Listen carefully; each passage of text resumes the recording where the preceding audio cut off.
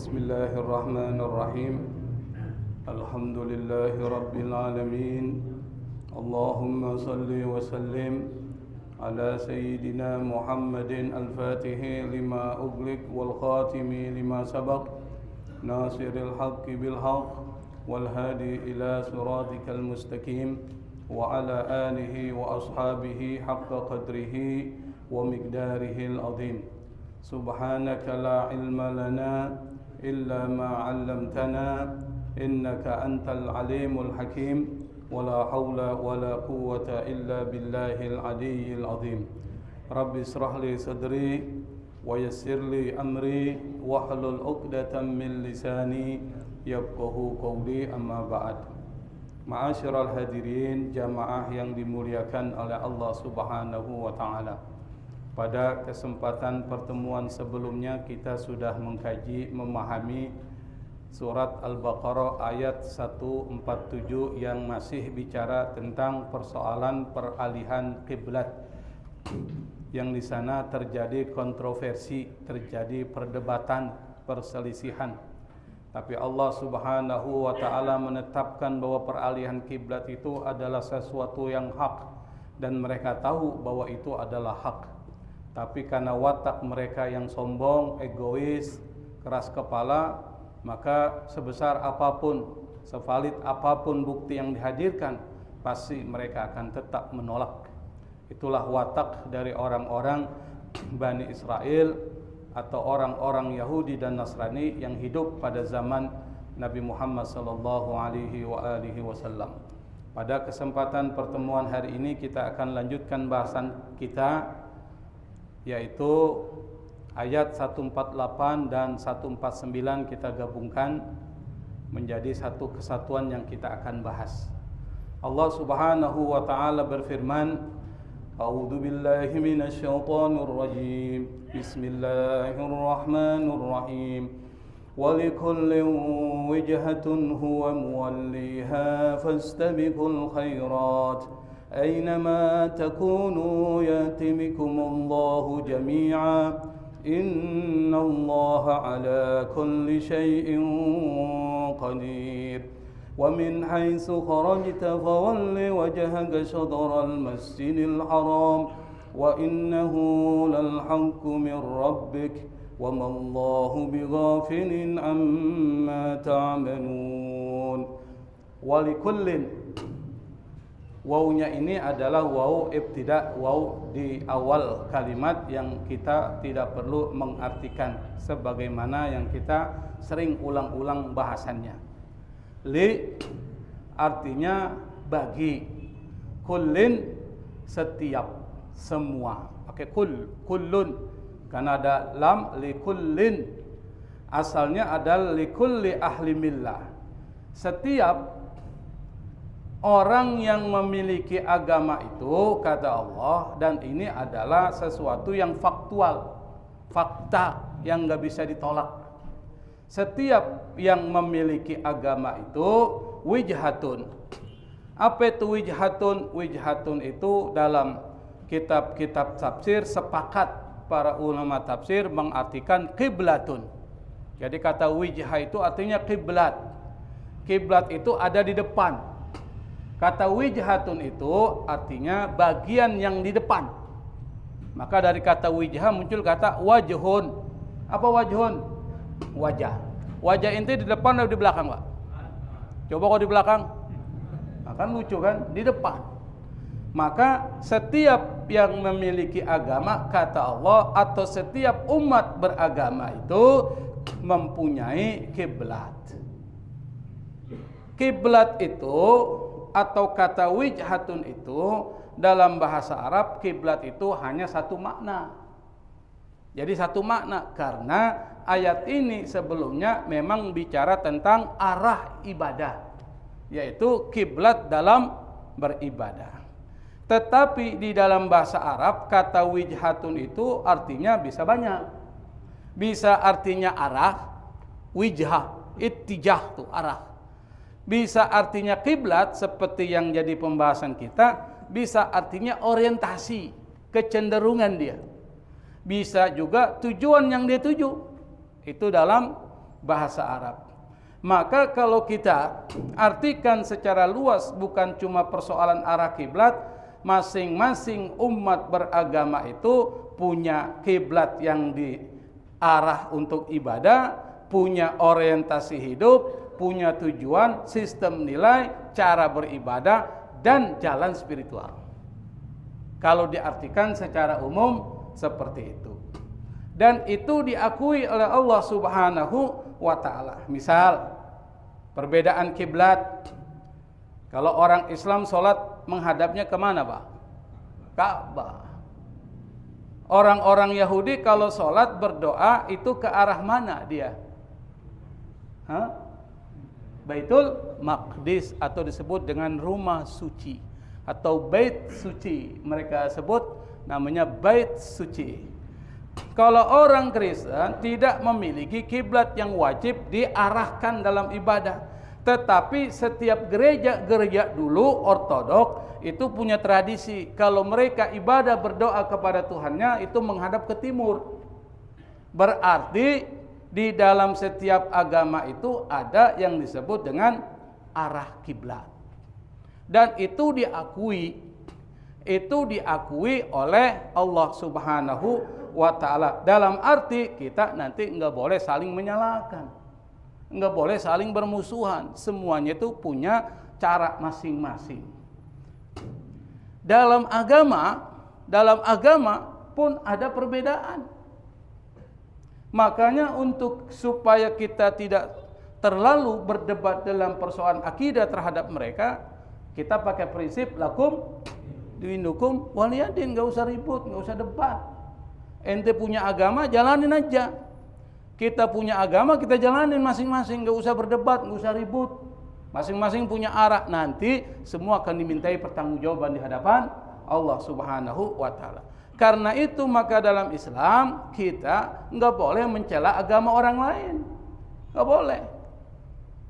Mencela Kristen seperti ini Tuhannya haram hukumnya, Pak. Karena dalam Al-Qur'an disebutkan, wala tasubbul ladzina yad'una min dunillah fayasubbullaha adwan bighairi ilm. Janganlah kalian mencela sesembahan-sesembahan yang mereka sembah. Kalau kalian mencela mereka, nanti umat-umat mereka juga mencela sembahan kalian, mencela Allah Subhanahu wa ta'ala. Jangan. Makanya biarin aja, nggak usah kita cela Tuhan mereka begini, Tuhan mereka begitu, kok Tuhan mereka begini begitu, nggak usah disebutin. Urusan dia. Nanti Allah berikan satu petunjuk kepada kita, apa yang harus kita lakukan. Diberikan satu petunjuk. Kedua, pengakuan terhadap cara ibadah kita. Kalau dalam Islam kita punya satu puasa wajib. Puasa apa namanya? Wajib Ramadan. Kalau sunnah nggak usah kita sebut lah. Yang wajib yang harus kita lakukan adalah puasa Ramadan. Kristen ada nggak puasa? Ada, Pak. Masing-masing ada. Hindu dan Buddha ada nggak puasanya? Ada. Bahkan Hindu dan Buddha itu biasanya puasanya mengendalikan makan pada hari-hari tertentu. Kenapa? Masing-masing punya syariat. Nggak usah kita cela puasanya mereka, biarin aja urusan mereka itu, dan urusan mereka nanti kepada Allah. Kita urus urusan kita sendiri. Urusan sendiri aja belum benar, udah urusan orang lain kita urusin kan. Sholat masih petak-petok gitu kan. Nggak lurus kita sholat kita, khusyuk juga setengah mati. Urusan sholat orang lain kita urusin. Misalnya apa? Ibadahnya orang-orang yang berada di luar agama kita urusin. Kedua, kita punya sholat 5 waktu.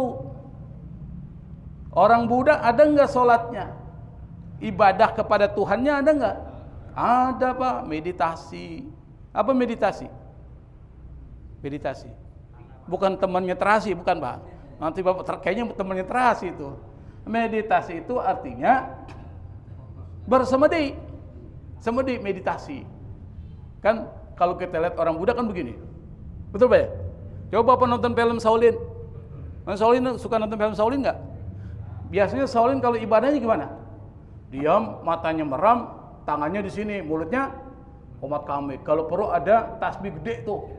Kalau tasbih kita kalah, Pak. Tasbihnya gede-gede banget. Nah, itu ibadah mereka, biarin saja.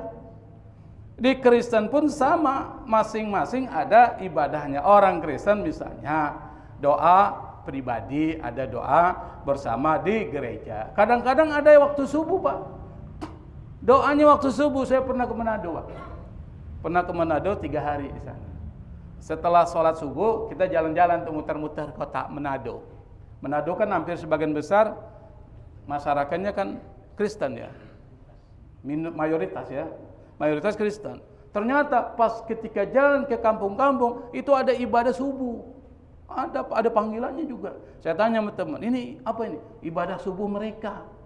Jadi ibadah. Berarti ada juga, cuma di Jakarta nggak pernah dengar. Biasanya udah pada ngorok, masih ngorok kan? Tapi di sana pada bangun tuh. Berarti cara ibadah masing-masing di dalam agama Kristen aja beda-beda tuh. Nah, artinya di dalam ayat ini Allah ingin mengatakan walikulli wijhatun huwa muwalliha. Masing-masing umat beragama itu punya kiblat yang dia hadapkan wajahnya ke kiblat itu. Jadi kita harus saling toleransi dan menghargai. Maka toleransi menjadi penting. Agama Islam itu agama toleransi, menghargai perbedaan. Misalnya waktu Nabi di Madinah itu kan dihargai semua, diakui, kecuali kalau mereka melanggar perjanjian. Umat Nasrani diakui, umat Yahudi, bahkan Majusi juga diakui, penyembah api diakui sebagai bagian dari komunitas umat yang beragama di Madinah. Maka Nabi bangunlah satu konstitusi, satu aturan yang mengikat. Maka Nabi cerdas tuh, pada zaman dulu orang belum kenal konstitusi, Nabi udah bangun konstitusi yang disebut dengan Piagam Madinah. Wasiqah Madinah. Kata seorang orientalis namanya Robert N. Bella, dia mengomentari apa yang dilakukan oleh Muhammad itu melebihi dari apa yang dilakukan oleh konstitusi zaman saat ini.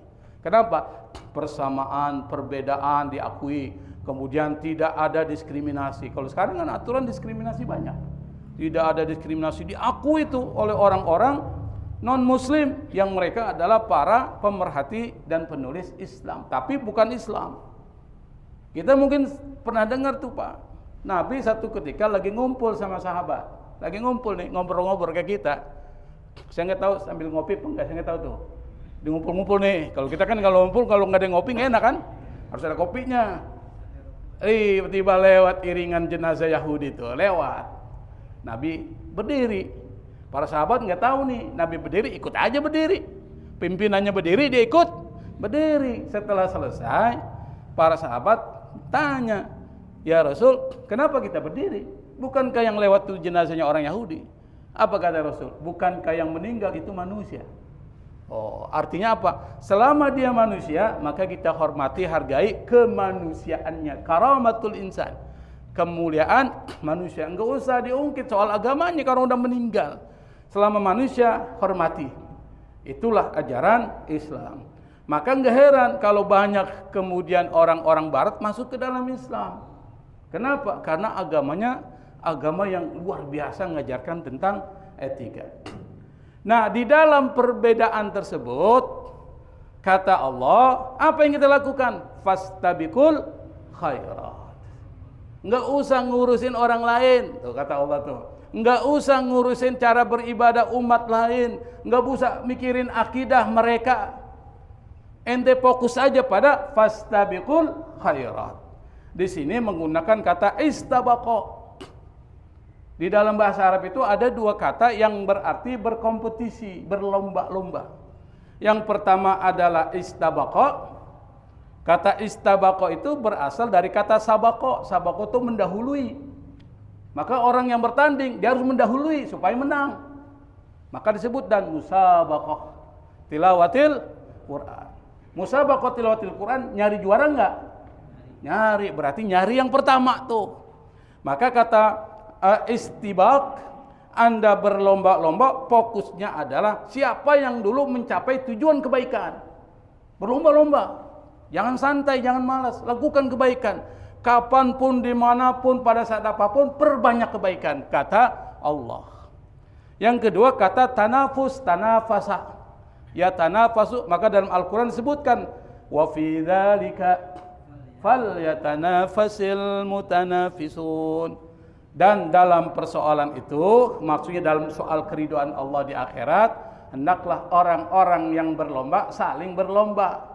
Di sana menggunakan kata nafasa. Kata nafasa muncul kata nafis. Kata nafis itu artinya berharga. Maka orang yang berlomba dalam kata ini maksudnya fokusnya kompetisi untuk memperoleh sesuatu yang bernilai. Tapi yang dipakai oleh Allah adalah Anda harus terdepan di dalam melakukan kebaikan. Maka inti dari perbedaan-perbedaan yang diakui oleh Allah dan kita pun mengakui perbedaan itu, selain kita toleransi terhadap perbedaan, maka yang kedua adalah berlomba-lomba dalam kebaikan. Kenapa kita harus fokus pada kebaikan, bukan perbedaan, bukan ikhtilaf, bukan pertentangan, bukan konflik, Pak? Supaya kalau kita fokus pada kebaikan, maka enggak muncul orientasi kepada konflik. Karena fokusnya kebaikan. Agama yang satu pasti berorientasi pada kebaikan. Kita berorientasi pada kebaikan. Contohnya mereka enggak ribut, enggak berantem meskipun beda agama, beda negara, pertandingan sepak bola, Pak. Ada enggak ribut sepak bola, Pak? Wah, ini agamanya Kristen nih, gua tendang nih kakinya. Ada enggak gitu? Enggak ada. Mereka bermain bola. Fair, sportif. Kenapa? Karena sama, tujuannya sama. Sama di dalam kebaikan, mencetak gol, menjadi pemenang. Yang dipikir tuh jadi pemenang. Bukan bagaimana bengkakin kaki orang. Kita tuh orang Bangisan kalau main bola, bengkakin dulu kaki orang. Dulu saya pernah itu, bengkak kaki saya ditendang. Nggak mau lagi, saya kapok lah. Makanya saya dengan sepak bola nggak terlalu cinta banget, Pak. Pernah bengkak ditendang, jadi kapok, trauma tuh. Nah, jadi tujuannya supaya kita fokus pada kebaikan. Kalau fokus pada kebaikan, nggak mikirin konflik. Tuh hebatnya Allah. Yang kedua, manusia ini umurnya nggak panjang, Pak. Umur nggak panjang. Yang hadir di sini rata-rata di atas 40. Nggak ada yang 20 tahun. Ada yang nggak 20 tahun? Coba cari. Rata-rata udah putih semua rambutnya. Udah pada mengkerut semua kan? Artinya udah umur di atas 40. Kalau di atas 40 berarti jam 4. Jam 4 berarti waktunya waktu apa? Asar, dikit lagi maghrib, jam 6, 60. Jam 7, dikit lagi isya. Udah lewat jam 7, nggak sampai isya pada rata-rata. Nggak sampai isya, rata-rata sampai maghrib doang. Nah, karena umur kita nggak panjang, yang 40 mungkin 20-30 tahun, yang 50 tinggal 20, yang umur 60 hati-hati, yang umur 70 apalagi kan, lebih hati-hati tuh. Ini kata Nabi kan. Ustaz Sulaiman insya Allah sehat, karena kalau dia nggak ada imam repot. Ketua dekan juga insya Allah umurnya panjang, kalau nggak ada repot kan. Kita ini yang nggak ngurus masjid yang repot kan. Nah, karena umur kita nggak panjang, kata Nabi, a'maru ummati ma baina sittina wa sab'in. Umur umatku antara 60 sampai 70, Pak. Nabi yang bilang. Nah, kita sadarlah. Umur gua berapa ini sekarang nih? Wah, gua udah 50, 10 tahun lagi nih. 10 tahun lagi nggak lama itu. Maka mumpung di akhir-akhir umur kita yang tinggal, mungkin menurut prediksi Nabi sekitar 10 sampai 20 tahun lagi, ya kita nggak tahu juga umur kan, tapi Nabi prediksi isi, Pak. Itu yang kata Allah, fastabiqul khairat. Ini pengajian, hadiri di Kemanggisan ini terkenal, Pak. Saya bukan membanggakan Kemanggisan, saya lahir di Kemanggisan, besar di Kemanggisan. Cuma tahun 99 memang pergi ke Sulawesi Tengah, balik 2022, jadi udah terlalu lama di kampung orang. Pernah satu ketika saya ke kampung baru, Pak. Kampung Baru tahu kan? Di daerah mana itu? Hah? Saya kebayaran ke sana itu. Nyari rumah teman. Nyasar saya. Nyasar, kenapa? Kan udah padat. Di Sherlock juga bingung kan? Tunggulah. Saya bilang, saya tunggu di sini. Tolong nanti dijemput lah. Maksudnya di depan itu. Ada bapak-bapak udah tua. Dia tanya, dari mana, Tong? Dari Kemanggisan. Pak Haji, saya bilang, woi Kemanggisan. Kemanggisan tuh terkenal loh. Terkenal apa? Kita kan nggak tahu. banyak ulamanya, banyak jawaranya. Betul nggak sih Pak? Betul ya? Saya nggak tahu ya karena saya masih muda Pak. Kalau Bapak kan pada tua semua kan? Saya masih muda, saya nggak tahu. Artinya apa? Ini Kemanggisan, dimanapun banyak pengajian, meskipun musola. Coba Bapak cari di masjid-masjid Kemanggisan, cari. Ada nggak yang tidak ada pengajian? Ada semua Pak. Ya paling tidak sekali ada lah. Meskipun nggak setiap saat. Kalau ini bagus nih, ada pengajian tafsir. Ini juga pengajian dalam Rabu, udah pengajian dari dulu nih Pak. Dari Kiai Abdul Karim, ya kan? Ustaz Aminullah, saya kenal semua dulu. Nama yang terakhir siapa sih? Ustaz Syarifuddin. Ya mudah-mudahan mereka ini kan telah meletakkan taklim yang mudah-mudahan dapat apa yang mereka telah letakkan dan kita teruskan. Nah, karena itu kata Allah, fastabiqul khairat. Kenapa? Umur ente nggak panjang lagi. Ingat, dunia ini sementara. Nanti ada alam yang lebih abadi. Wa inna daral akhirata lahiyal hayawanu law kanu ya'lamun. Kata Allah, rumah akhirat itu lahiyal hayawan, pakai lam taukid tuh. Benar-benar kehidupan seandainya mereka tahu. Tapi banyak orang nggak tahu Pak. Akhirnya pas sudah meninggal masuk kubur baru sadar. Gua dulu kemana? Sekarang udah dalam kubur ditanya menyesal. Dulu gua kemana masih hidup? Ada depan rumah gua masjid, ada pengajian gua nggak datang. Menyesal Pak.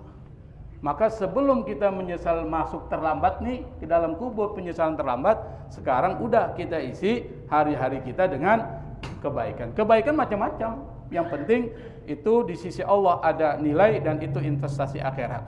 Nah, setelah Allah Subhanahu wa taala menyebutkan bahwa kita berbeda-beda, jangan fokus pada perbedaan. Fokus pada berkompetisi pada kebaikan. Maka Allah kemudian mengatakan, "Ainama takunu ya'ti bikumullahu jami'a." Ainama takunu, dimanapun kalian berada, nanti Allah akan hadirkan semua di padang mahsyar, masing-masing bertanggung jawab tuh. Ente boleh berbeda kiblatnya, ente boleh berbeda ideologinya, tapi nanti ketika di akhirat semuanya akan dikumpulkan bertanggung jawab terhadap apa yang telah dilakukan di dunia. Nah, kalau udah minta pertanggungjawaban repot. Apa yang diminta? Tentang hartanya, di mana dia ambil tuh harta, digunakan untuk apa? Ya kan begitu Pak ya hadisnya. Tentang apa lagi? Umurnya. Allah kasih umur sekian, digunakan untuk apa? Dan banyak sekali yang dimintai pertanggungjawaban Pak. Maka sebelum kita nanti masuk dalam pengadilan Allah, dikumpulkan oleh Allah Subhanahu wa taala, maka yang pertama fokus pada investasi akhirat. Utang-utang kita pada Allah bayar. Utang-utang kepada manusia lunasi. Utang kepada manusia kan banyak Pak. Misalnya pernah nyakitin, kecapi orang lagi petik, kita ambil jepret. Bang Iji itu biasanya tuh. Jepret, jatuh, yang punya udah nggak ada itu. Mau kita cari susah itu. Pernah nggak yang begitu Pak? Jambu orang, mangga orang. Nah kalau belum balik gak ada masalah. Tapi kalau udah balik, cari itu. Kalau enggak, ya udah, ya Allah saya sedekah nih supaya diikhlaskan mangga yang pernah saya makan dulu, saya sedekahkan sesuai dengan harga mangga itu. Bapak ngambilnya berapa? 1 karung? Atau dua mangga? Kalau 2 mangga mungkin kita berapa? 50.000. Udah sumbangin buat yang punya pohon mangga supaya ini menjadi pembebas kita tuh. Ingat-ingat Pak, ada nggak yang nyolong rambutan? Banyak. Nggak usah bilang ada, saya tahu semua itu banyak. Kenapa? Dulu kan kampung di sini, saya juga termasuk pelaku juga kan.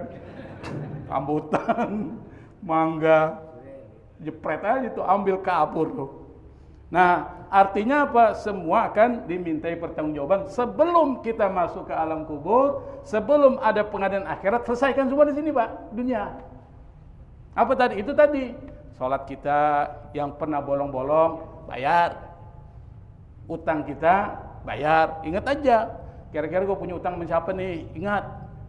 Jangan kalau ngutang lupa. Kalau punya utang ke orang lain, ingat. Tapi yang perlu kita ingat adalah utang kita ke orang.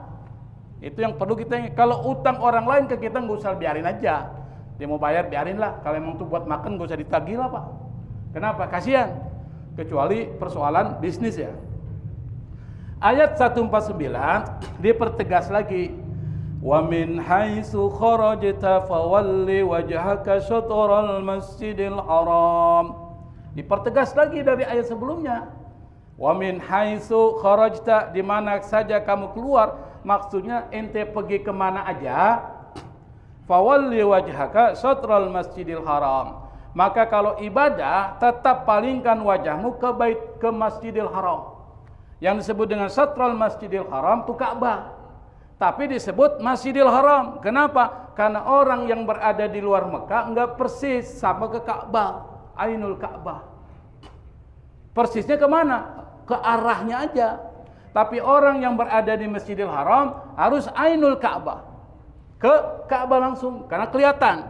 Tapi orang yang berada di luar Mekah, apalagi Indonesia, maka pakai prediksi ke barat bagian berapa tuh. Dia kan ada dulu fikih, nggak seperti sekarang. Kalau sekarang bisa precise ya, bisa tepat sekarang. Apalagi hari apa tuh?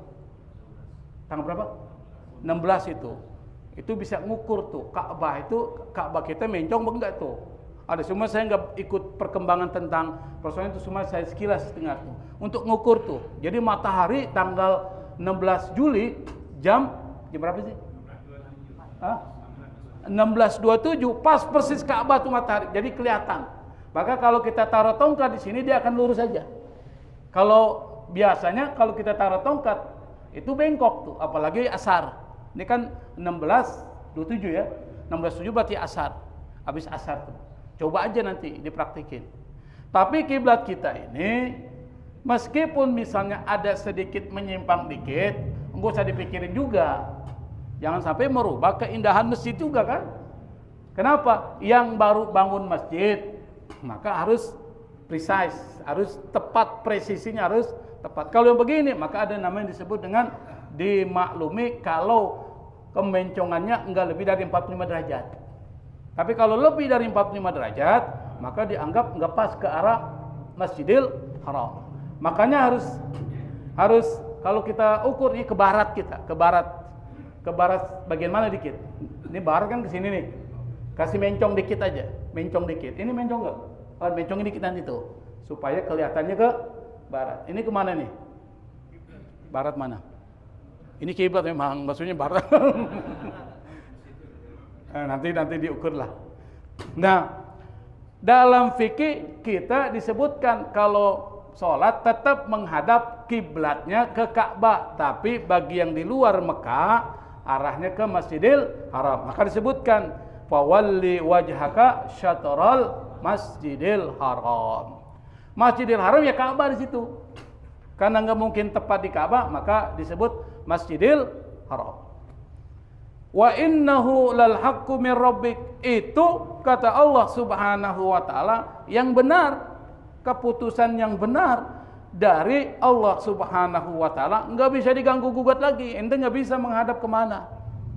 Tapi kalau kita dalam perjalanan kita enggak punya kompas, enggak punya penunjuk arah kiblat, enggak ada orang, maka kita berijtihad di mana saja kita menghadap, fasamma wajhullah. Di mana saja kita menghadap pada saat sholat, karena kita nggak tahu arah kiblat, fasamma wajhullah. Disitulah wajah Allah Subhanahu wa taala. Misalnya kan kita mungkin dalam perjalanan kita nggak punya teman sendiri, tiba-tiba nyasar di hutan. Di hutan kan bingung nih, arahnya kemana? Nggak punya HP mati, sinyalnya nggak ada, nggak bisa ngukur ke arah mana nih. Akhirnya kita ijtihad. Ijtihadnya kayaknya ke sini nih. Hati. Nah, ke situ kita sholat, maka kata Allah, dimanapun kalian menghadap, disitulah wajah Allah. Bagi yang tidak punya informasi terkait dengan kiblat. Kalau ada informasi, nggak boleh main madep-madep aja. Gua sholat madep sana aja lah. Gua kayaknya enak sana tuh madep tuh tabir tuh. Ada perempuannya lagi, begitu. Nggak boleh, tetap harus masuk menghadap yang udah jelas informasinya. Nah, ditutup dengan satu ayat yang saya pikir ini penting. Wa mallahu bighafilin amma ta'malun. Kata Allah Subhanahu wa taala sekali-kali tidak akan ghafil, tidak akan lengah, tidak akan lalai dari apa yang kamu kerjakan. Nah, para ulama kemudian menjelaskan dari perspektif tauhid dan perspektif tasawuf. Kalau bicara tentang perspektif tauhid, artinya apa? Apapun yang kalian lakukan pasti Allah tahu. Allah tahu. Karena Allah tahu, maka jangan macam-macam. Jangan berpikiran, gua di sini Allah nggak tahu nih. Dimanapun kalian berada, meskipun terbersih di dalam pikiran dan hati kita, itu tetap Allah tahu. Ya'lamu ma fis sudur. Allah mengetahui apa yang ada dalam hati kalian. Maka karena Allah mengetahui apa yang ada dalam hati kita, maka kita harus masuk pada satu makam tasawuf yang disebut dengan muraqabah. Apa muraqabah? Muraqabah itu artinya selalu merasa diawasi oleh Allah Subhanahu wa taala. Kenapa? Karena Allah tidak pernah tidur, Allah tidak pernah lalai. Jadi apapun yang kita lakukan, mau di tempat ramai ataupun di tempat sepi, itu pasti diketahui oleh Allah Subhanahu wa taala. Kalau Allah tahu, maka kalau kita punya muraqabah, sifat merasa diawasi oleh Allah Subhanahu wa taala, hidup kita lurus.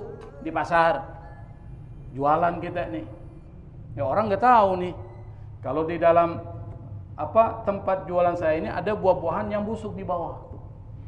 Busuk di bawah, gua jual aja nih.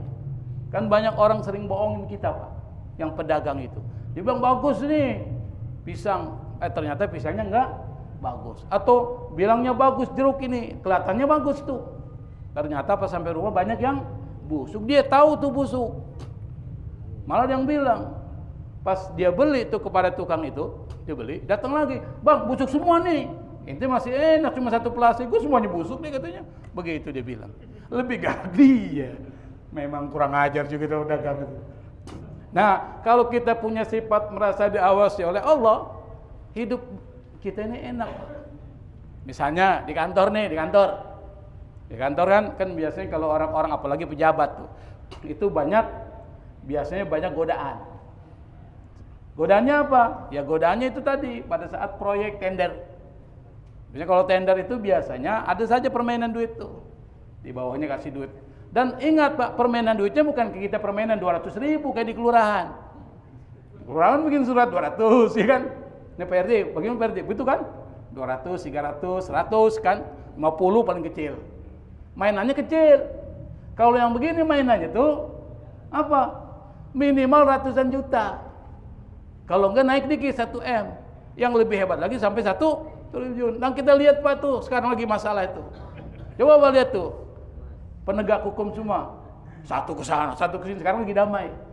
MBG jangan diproses. Dihentikan pencarian datanya kan lagi sekarang. Ingat kan? Kata Kejaksaan Agung ini jangan diusut. Tuh. Kata Kapolri, di Polri ini yang saya dengar di berita nih, bukan saya ngomongnya, nanti saya tangkap lagi enggak. Ini di berita di YouTube. Di dalam itu disebutin kalau dari Polri itu biasanya disebut apa? Jangan diusut data MBG itu Kejagung. Kejagung bilang sama Kejati itu bagian ke bawahnya jangan dicari data-data perusahaan MBG. Kan gila kan? Padahal yang paling banyak di mana? MBG. Siapa yang kelola? Ya mereka semua itu. Kemudian yang dari Kejagung jangan diproses yang namanya Asabri misalnya. Tahu Asabri? Asuransi? Hah? Asuransi Abri ya? Ya saya nggak tahu juga, cuma bilang Asabri. Saya pikir nama orang Sabri itu, Sabri. Ternyata asuransi Abri. Artinya apa? Karena mereka merasa tidak ada Allah dalam hati mereka. Mereka merasa apa yang mereka lakukan biasa-biasa aja.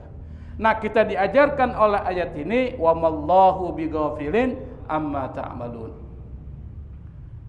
Ada satu cerita Pak, terakhir ya. Nah, cerita ini sering saya ulang, tapi penting juga. Dan cerita ini sering diceritakan oleh Imam Al-Ghazali di dalam kitab Ihya Ulumuddin. Cerita seorang ulama besar. Saya ulang-ulang supaya kita masuk ke dalam pikiran kita. Namanya Syekh Junaid Al-Baghdadi. Ulama sufi yang jadi rujukan kita Ahlus Sunnah wal Jamaah dalam tasawuf, rujukannya Junaid Al-Baghdadi dan Al-Ghazali. Itu biasanya itu. Nah, Junaid Al-Baghdadi punya banyak murid, Pak. Cuma dia satu aja yang dia perhatiin. Dia suka sama dia. Yang lain biasa aja. Yang lain pada cemburu. Wajar. Kalau ada satu santri yang diutamakan oleh guru, yang lain pasti cemburu, pasti ngomongin. Kiai ini nggak adil, masa cuma satu. Kita ini kan muridnya juga. Akhirnya kiai ini dengar nih, saya Junaid Al-Baghdadi, kumpulin lah. Ente semua saya kumpulin di sini, ada tugas masing-masing. Apa? Masing-masing pergi ke pasar cari ayam. Nanti pas dapat masing-masing ayam, cari di tempat yang tidak diketahui siapapun dan sembelih ayam itu. Kata Kiai Junaid Al-Baghdadi. Semuanya pergi ke pasar beli ayam, semuanya menyebar, Pak. Ada yang ke hutan. Lihat kanan kiri nggak ada orang, potong. Ada yang ke laut, ke pantai itu, dilihat kanan kiri nggak ada orang, potong. Ada yang pulang ke rumah. Pulang ke rumah dia bingung mau cari di mana. Pulang ke rumah dia kunci rumahnya tuh.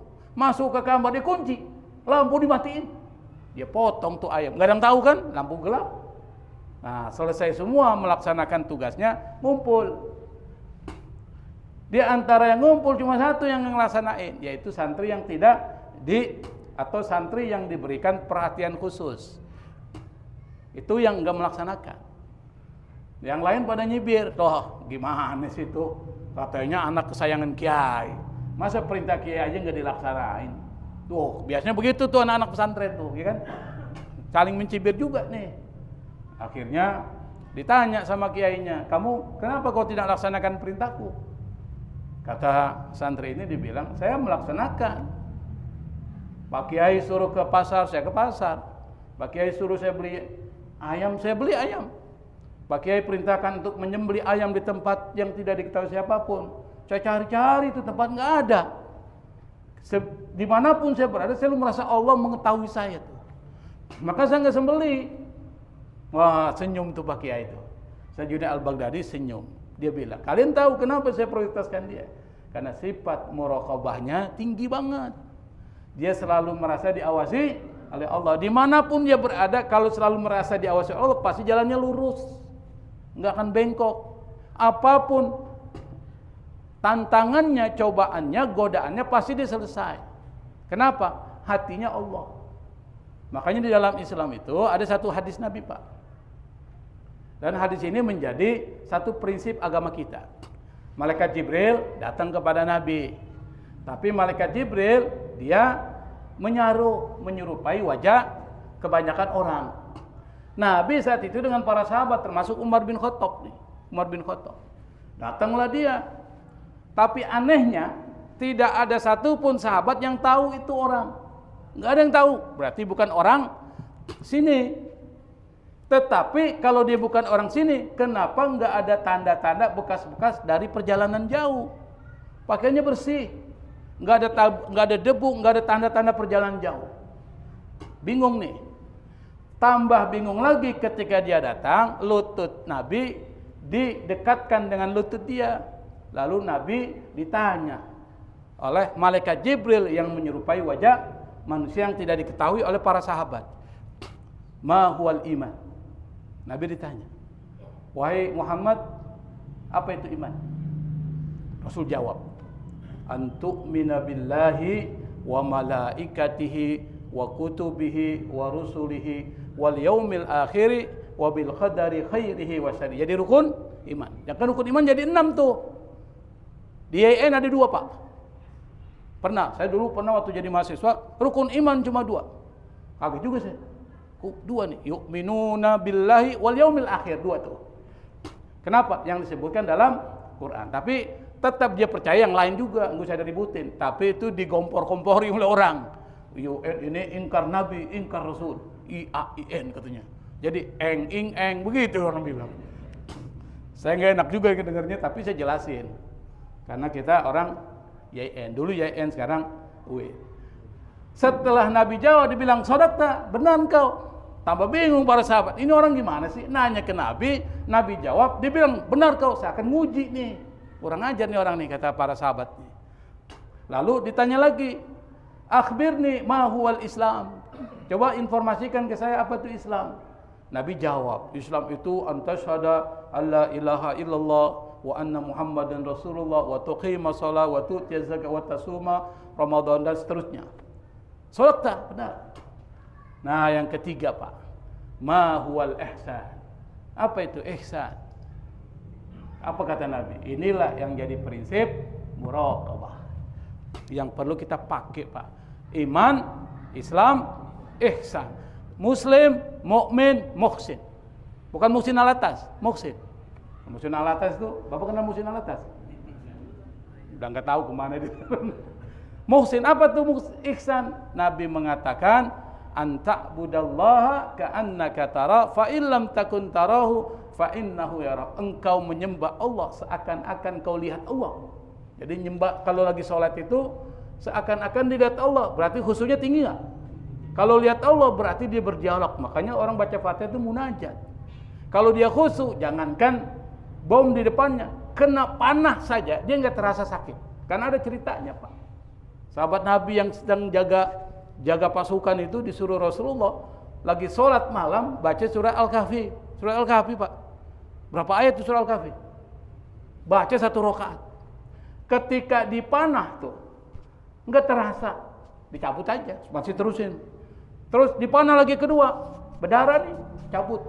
Pas setelah selesai salam, assalamualaikum warahmatullah, yang pertama dan yang kedua, lalu diterasa kok sakit nih. Artinya apa? Dia mencapai tingkat kekhusyuan yang luar biasa sampai panah pun dia tidak rasa masuk ke dalam tubuhnya. Kenapa? Sifat muraqabahnya. Ketika dia nyembah kepada Allah, seakan-akan Allah ada di depannya, maka dia lupa dengan yang lain. Itu yang disebut dengan ihsan. Kalau kita nggak bisa ngelihat Allah, fa innahu yara. Kata Nabi, kalau kita nggak bisa, Allah yang lihat. Artinya apa? Hadirkan di dalam diri kita bahwa Allah selalu berada mengawasi kita. Itu yang kedua, Pak, kita. Ini ada ihsan namanya nih. Tapi bukan anta'budallah. Ini ihsan. Ihsan Tambasa dari Sulawesi Selatan. Tapi udah lama di sini. Saya pikir ini yang saya sampaikan. Sekali lagi 2 ayat ini sebenarnya banyak pesan moral ya. Yang pesan ini kalau kita implementasikan, terapin dalam hidup kita, insya Allah kita akan jadi orang yang beruntung. Apa? Beruntung dunia, beruntung akhirat. Wallahu musta'an. Assalamualaikum warahmatullahi wabarakatuh.